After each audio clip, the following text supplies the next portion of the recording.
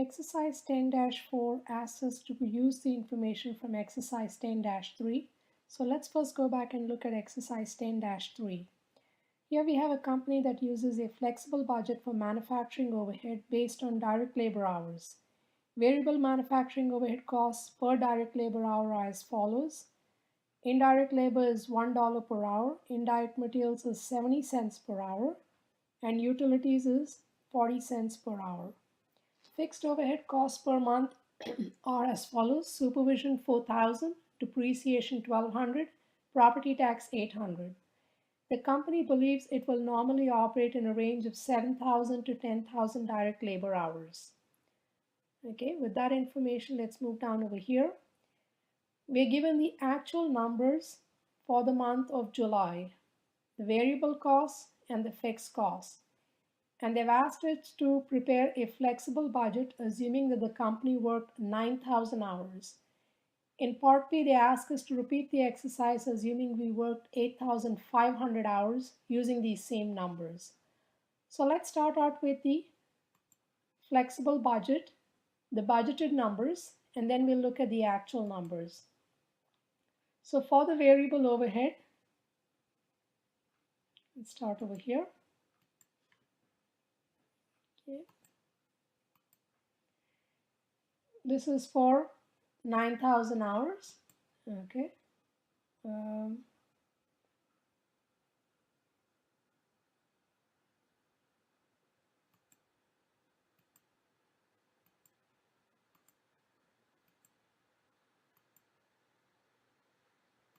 I'm off by one.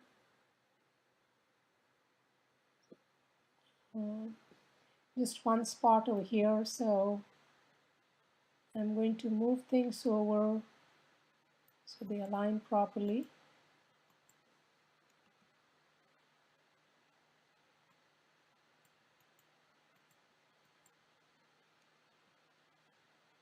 Okay, so the labor is $1 per hour, so 9,000 hours times $1 is 9,000.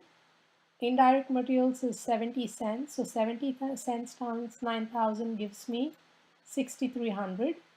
And utilities is 40 cents, and so 40 cents times 9,000 is 3,600, giving me total variable of 18,900. The fixed were given to me as supervision 4,000, depreciation 1,200, properties 800, and those numbers I will just write those down over here, no calculation needed.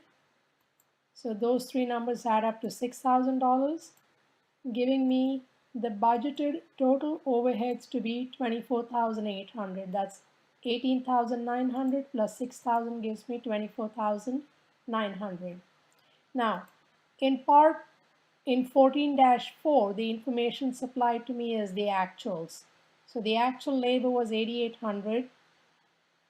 Indirect materials was 5,800 and utilities were 3,200. So I copy that information over here.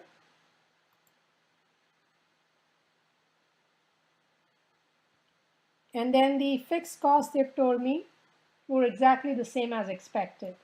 So that part is easy. Okay, so once again, the variable overhead plus the fixed overhead is going to give me the total overhead. So as you will notice when you compare these two numbers, the actual is less. So let's analyze and see where we have a difference. Let's start out with fixed costs. Was there any difference? No. You're exactly as we had planned. No differences. So the entire difference that we have over here comes from this section in the variable overheads. So with each of these, let's see what the numbers were. The actual was less than the fixed, the budgeted in all three cases. So all of these are variable variances, saying the total variance is a favorable number. All of these, the numbers are favorable. Okay, now let's look at part B. Part B says that the direct labor hours is 8,500 instead of 9,000. Okay, so I will bring the same information down over here, and I probably will have to adjust the same as I done before. But let me see. Let me start out here.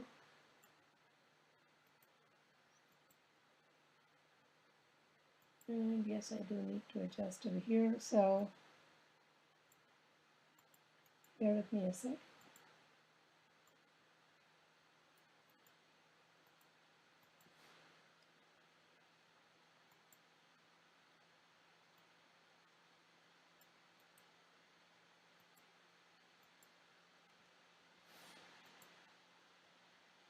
Okay, so compare these numbers that I have over here. I'm going to highlight this so you can see this.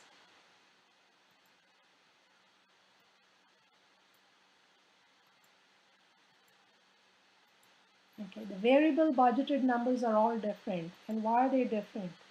Because whatever the numbers were given, the rates were given to me in exercise 10-3, $1 per indirect labor.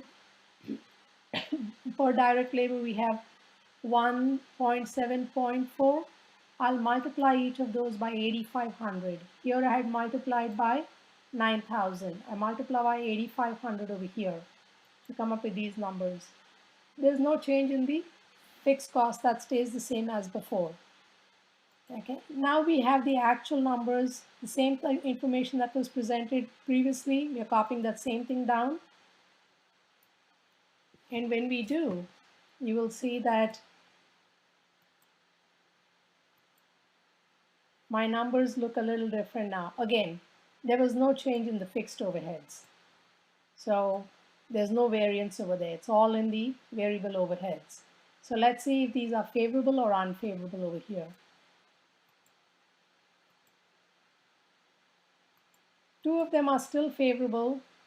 There's only one that flips over, and it's that indirect labor that becomes unfavorable, leading to your total variable overhead.